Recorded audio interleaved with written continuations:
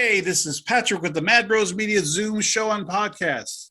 And I'm so excited because I'm here with the multi-talented actress, singer, poet, activist, Sheila Houlahan. Yay! Yay! Thanks for All having right. me. How you doing, Sheila? I'm good. How are you I'm doing? pretty good. How you hanging over there with the COVID? Man, I mean, it's good, Yeah. as COVID good can Yeah. be, right? I think Um, I certainly feel a lot more fortunate and I recognize how fortunate I've been able to be during these times. mhm. In that I found ways to keep creating and being. So Cool. just rolling, just rolling. Cool. Have you worked on any projects? Because the last couple of guests we've had, they've done the script, they've done a movie. What's been going on with Sheila since the COVID? Yeah, I've been working on a couple different projects. Absolutely. There is a script that I've been working on with the original creator of that little script universe for Mhm. 5 years now, which is insane. 5 years. Mhm. But that's still in development. The thing that's coming out pretty soon is I am doing a sort of half Twitch live experience feature film Wow. with Yeah. Ellen McLean and John Lowry, the two Sweet. voice legends of Seattle. Yeah, Sweet. so Yeah. really excited. We're adapting a play called Night Mother by Marcia Uh-huh. Norman, which is about mental health and suicide. So it's a dark play, definitely not lighthearted. And it's set inside, the actual play is set inside a house that the two women Mhm. are sort of cohabitating in. So it's a very claustrophobic feel. But we've reset it to be during the pandemic. So instead of it just being like another awkward Zoom play, we're having Zoom be part Mhm. of the experience and really to address the mental health ramifications and isolation that we're all going to have to contend with when this is over. That's another pandemic that's coming that I think needs to be talked about, and I'm hoping that this film is going to be able to spark that conversation. Yeah. So, what places in Seattle do you enjoy? Honestly, I'm a big parks girl. A lot of my favorite indoor spots like Zigzag have shut down forever Mhm. since the pandemic, which makes me sad. Zigzag is such an institution, and I can't Mhm. believe it's gone. But one of my favorite parts of being the Pacific Northwest is that you can be in the city and experiencing vibrant city life. And then 10 miles away is this gorgeous little nature reserve, Mhm. this true slice of life that you can go get lost in. And certainly, I feel so fortunate that I've been sheltering in place in the Pacific Northwest, getting to just like partake in nature throughout all of this time has been a blessing. I miss the clubs and the zoo, Pike Mhm. Place Market. Love to go down to Yeah. the Pike Place Market. Oh, the market. Yeah. Just like gathering places where people come together. Music. Yeah, like the Showbox. And have you been in the Showbox? Mm-mm. It's a nice little club. They have all kinds of people that come over there. It's like it's really tiny, but they have really good groups that come there. I mean, like I think everybody's played there from Sinatra to Prince, like back in Sure. the day. But Sounds yeah, right. there's all kinds of, and like all the little clubs that are out there. I mean, there's so many, Uh, you know. yeah, just seeing like live art and getting to have that in-person live experience. I can't wait. I'm gonna And give so many people BMP as hugs. well. You've been to Yeah, BMP? yeah, Yeah. yeah. Oh, that'll be great. I can't wait. Yeah. Ugh, so soon I can taste it. I know. Let's tell us about the big thing. Well, the little things. Tell us about the auditioning. Tell us, was it here or LA? And Mhm. was Denzel, first of all, was Denzel at the audition? So he wasn't at the audition. I Uh-huh. didn't meet him until we were on set. God. Okay. So when it's a funny story. When I got the call from my agent, like they sent me over the breakdown and I looked at it. And at first I didn't realize it was a Warner Brothers film, right? I didn't realize it was this big studio feature. Yeah. I just saw nudity. I saw the character description and I was like, is this another one of those weird, like faux porny indie films in a director's basement? So I called my manager and I was like, yeah, I'm not so sure about this one. He called me back 5 minutes later and was like, you dumb fool. Like, this is a Denzel Washington movie. Chill out. And then I was like, yeah, okay, I'm all in. So they just wanted a tape. And I actually was in LA at the time. And I think I was sick that day. So I just like set up my phone on a stack of textbooks and did it. It was like the crappiest production ever. But I was really connected to the material. It was sort of like a ghost scene because in the movie I play one of Denzel Washington's sort of trauma nightmare characters, like one of the girls he couldn't save, who comes back and in flashbacks throughout the film until she really starts materializing before him.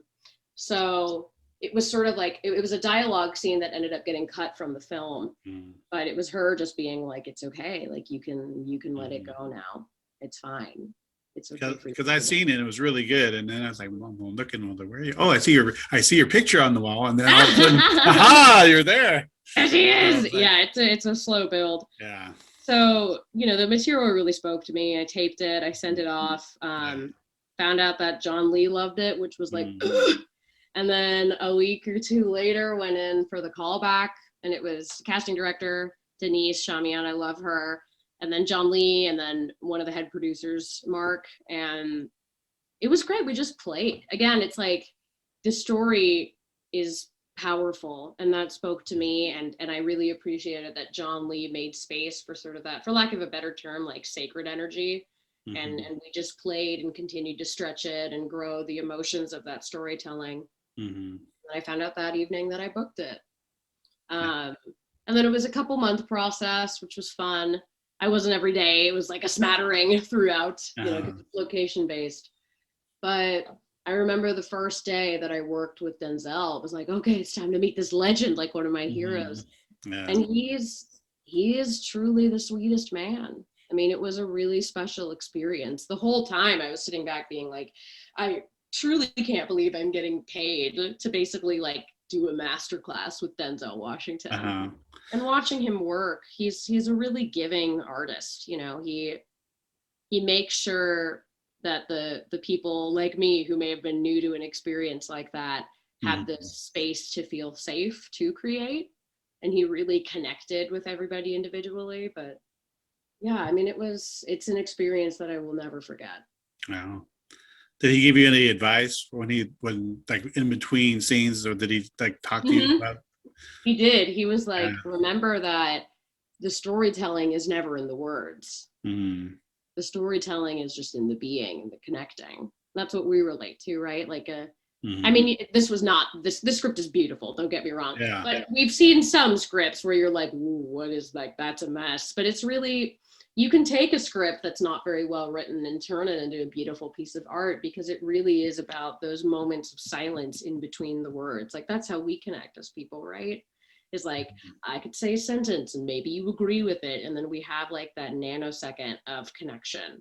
And that's what audiences relate to in storytelling. So hearing him say that, it definitely changed my perspective of storytelling, to look for the little moments in between the words. It's something that you have to watch twice, because I sat around with a couple of friends after watching it, and then we went back and watched it, and there's little pieces, like little clues for the murder, and it's like, well, is that why it's called Little Things? So you catch little hints here and there about stuff. Like I know, without spoiling it, if anybody's seen it, don't listen to this. There's a scene where Denzel is trying to find what kind of meat the victim had, and they said roast beef. So there's a scene where he's watching Jared Leto go into a cafe, and then the sign in big letters says roast beef. I don't know if they shot that for a reason, but yeah. So there's little clues like that here and there throughout the movie. Yeah. And my friend had a theory too about Denzel might have actually been the killer, and he had covered up everything. It's so funny because that theory was like all over the comments for the trailer. I remember the day the trailer dropped, everybody was like, oh, it was Denzel. And I have to be honest, I don't know who did it. We weren't told. And I think my interpretation of the story, and well, yes, cover your ears, big spoilers, don't listen to the following. My interpretation of the story is that it's actually about how biased our perceptions are. That we really, like, the purpose of the story is that we don't know who did it. The purpose of the story is that at one point, Denzel wanted somebody else to be the villain so bad that he accidentally took a life. And Rami now wanted perpetuated the same cyclical thing of wanting Jared Leto to be the villain so bad that he ended up taking his life. I think it's really more about perception bias and about how these kinds of situations are a lot more complicated than we're led to believe. It's kind of like a meta commentary. I think it's supposed to be a commentary on how Hollywood has conditioned all of us to be like, this case is very black and white. But of course, coming through a Hollywood piece of media, it's that sort of double thing. And I appreciate that everybody is speculating on who it is and that there are so many interpretations of the ending, because I think that's the point of the film. And also, there was also, we had the theory too, is that the reason why the girls were haunting him because they were making him feel guilty. And he's had all this secrets inside, and they were like probably trying to haunt him to get him to, open up about the secrets or turn himself in or. Yeah, that's funny. Yeah, I will say our dialogue was like, it's not your fault, and you gotta let it go. Yeah. So see, if that scene was in there, it would make a lot more sense. No, seriously, it would make a lot more sense that shows that it wasn't, Denzel wasn't the killer, but it could also it wasn't your fault, it was an accident. Yeah. I don't think the red beret scene was originally in the script either. I don't quite remember if it came in a later draft. But that was an interesting, I was surprised to see that moment at the end of the film. Yeah. Because that definitely makes it look like, whoa, what's happening? Like, did he do it? Yeah, I was like, did Jared Leto really do it? And he found it when he went into his apartment finding stuff. But then when Denzel was burning the stuff in the can, it's like he had that little package of the barrettes. The red was missing. Yeah. Spoilers, don't listen to that either. I hope you heard nothing. Yeah. Yeah. When you're performing live, what vocal techniques did you use to keep your voice strong? When you sing an opera? Or just in general? I think we can answer in general, but of course it applies to singing, opera, pop, whatever you have. So I also teach voice, and that came from having to sort of reconstruct my own way of approaching singing and speaking. By the time I was, in my, I want to say 21, I had totally lost my voice. Like I couldn't really sing anymore. And it wasn't cooperating the way that I wanted it to. And I realized I needed to do a lot of processing and unpacking of my own self. And really that's what vocal technique is to me at the end of the day. It's all about, it's your core voice. It's your core self, right? Singing is just speaking on pressurized air. So it's the same muscles. It's the same sort of originating place. And I think that if you aren't real with yourself, if you don't have a clear picture of who you are, where you've come from, and what you stand for, it's going to be hard to wield that instrument. And so to that end, whenever, whatever medium I use, even writing, it always has to come from that clear connection of who am I and what am I trying to say? Because as I learned at 21, if you have nothing really to say, then it's going to show. It's going to show. It's going to betray you. I think that singing is it's interesting, because a lot of people are like, I hate singing. And I get it, because singing is it's like exposing this really sensitive area in all of us. It's a vulnerable space. And I think singing is exciting to me because it is like this energy reverberating through this very vulnerable space that goes from your heart connection. So that's my approach. That's the approach that took me from 0 to where I'm at now, to feeling the lowest that I've ever felt, to being able to tell stories at the end of the day that I feel like I can honor the stories. You have to know who you are before you can step into somebody else's shoes. Are we going to hear, are you working on some more music for I Am Sheila?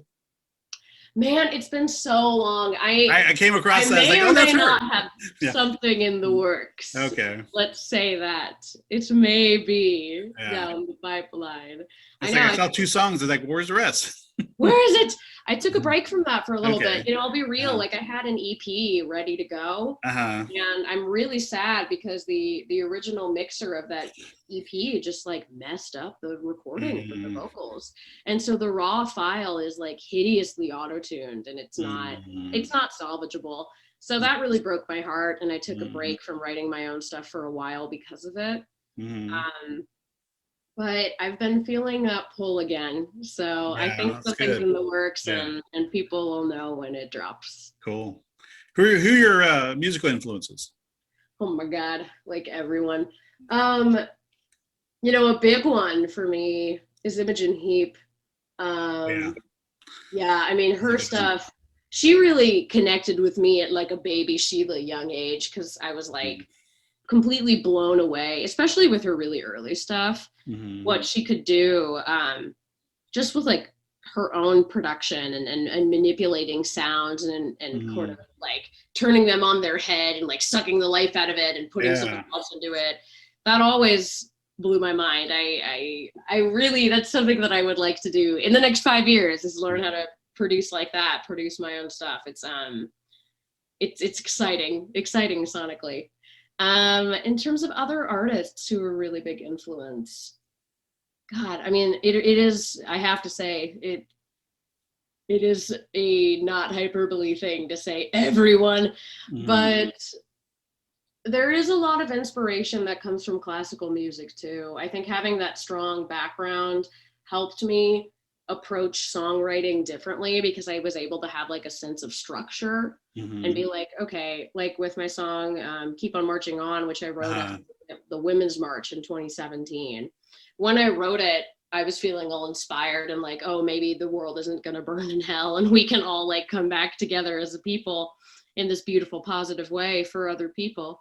I wrote it as a march song. So like the goal was make it easy to do, keep a structure that's memorable, that's in a limited vocal range so that anybody could do it, and then add riffs around it as it felt inspired.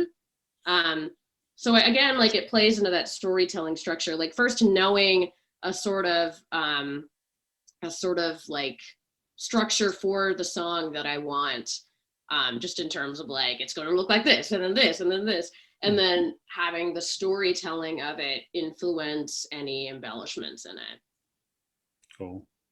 Yeah. So can you talk, you said the other day you had a secret project that you couldn't talk about. Could you talk about it now? I can't talk about it yet, but you would find it on my IMDb if you look. Is it the top one that I saw with somebody named JG? Yes. Okay. I can't talk about it yet. I know it is. I don't know. I mean, there's initials. So could be anyone. Have you started that project already, or is it still like in post or pre-production? It's happening right now. Okay, good. Yeah. Yeah. So they're shooting it here, or are they shooting it somewhere else? I'm afraid I can't say. I tell you, okay, because the location. We don't even really know what we're talking about, do we? I know. Yeah, what are we talking about? Okay. Who knows? Who knows? All right, let's change the subject. What's your dream project? What is a dream project for you? You know what? I'll just come out straight and say it. I don't care ever about winning something gold and shiny. Like, that would be cool. I would love to honor a story so much that they were like, and the Oscar goes to, but my dream is the trash media. I like Star Wars, like any of that stuff, the campy fun stuff that people love, but people feel guilty about loving. That's what got me into like storytelling, where you're like, ooh, this feels like racy that I like this. I feel like people would judge me for liking it. There's something universal in that storytelling that I've always been fascinated with. And those are the projects that really excite me. So anything like that would be a dream in that universe, and the goofy fantasy universe. Like I would maybe work with Kevin Smith on a project. It'd be amazing. Yeah. That would be the dream. Like in Clerk, maybe do Clerks 3. The Clerks 3 hasn't started yet. Maybe you can try to sneak in, try to get an audition for that. Please. Yeah. Yeah. Yeah, that kind of story. I mean, or Tarantino or somebody, you know. Yeah. That's where people get noticed the most, and they think, oh, and they become huge stars. Yeah. You worked with Denzel, so that's like the biggggest honor right there. So it definitely was. But to answer your question, and for this other project, working with the other the other person, that's it definitely is in the dream sphere. I was like, here I am, and it's a dream. Good. The project I'm co-writing right now is a steampunk story. Oh wow, nice. Oh yeah, so that kind of stuff is like my mojo. It kind of sucks now because they had those steampunk conventions every year. Yeah, And yeah. now it would be good because you could get influence Like, over there and hey, we're inspiration to ready. maybe Look even at the shoot some scenes movie. in there. Yeah, so Yeah, that's not a bad that's idea. good. That's a good thing because there isn't too much movies about steampunk. I know, and it's Yeah, such a fun universe. yeah. I So, think what the closest thing I've seen like that was Wild Wild West, but that oh wasn't my even god, that's really. right. I guess That that wasn't technically even real. I mean, counts. it was like fantasy. That But it'd be counts. kind of cool with steampunk a movie. Oh my Yeah, god, yeah, yeah. So I'm excited. I'm yeah. excited to share this project with the world. So let's talk about your dog. My When dog. what was the song that he came and started singing with you? Oh my god. Okay, so she came into let's see. I adopted her in early September, and then she moved in with us at the end. I'm quarantining with my family right now. Mm-hmm. So she moved in with me at the end of October. Mm-hmm. God, how did I discover that?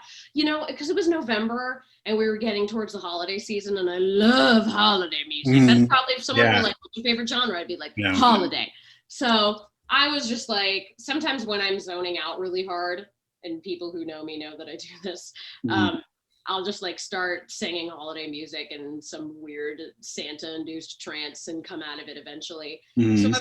I was singing "I'll Be Home for Christmas," and she started joining in, and I was like, Mm-hmm. "What?"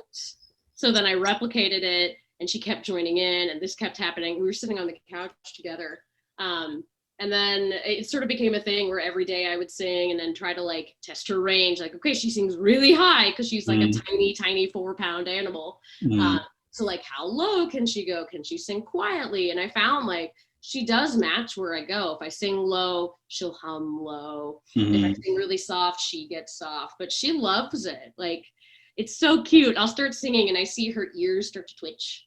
And then she'll Uh-huh. burst into a passionate song, like Uh-huh. throws her head back and just gets into it. And it's funny because at first it's a howl, but then it'll turn into sort of a more like slightly tuneful sliding around. Uh-huh. Yeah, it's the wildest thing. This dog, it's really odd how she came into my life. I don't even remember how I found her, but Mm-hmm. I remember seeing her and being like, "That's my baby," and then Cool. adopting her. And Yeah. it's like I could have birthed this creature. Like, she's Oh so wow. like me. It's surreal. Yeah. So like when I found out that she likes to sing and like Uh-huh. genuinely enjoys music, I was like, yeah, of course, that makes sense to me. Cool. Oh, where did her name come from? Series, yeah. So she's named after a Roman goddess. Uh-huh. Wow. Ceres is the Roman name for the goddess Demeter. Uh-huh. Demeter is known as the mother of Persephone, who was stolen by Hades / Pluto. Uh-huh.